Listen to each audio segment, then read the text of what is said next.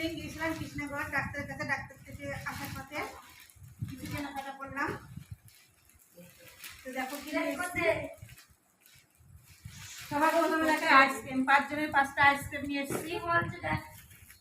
আর এই যে কড়াইটা নিয়ে এসেছি, আর এই যে বাটি শাড়িটা নিয়ে এসেছি, ব্লাউজ, এই যে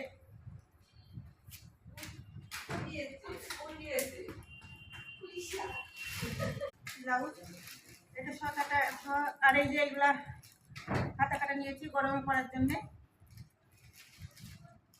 এই তোরা তোরা আইসক্রিম খা।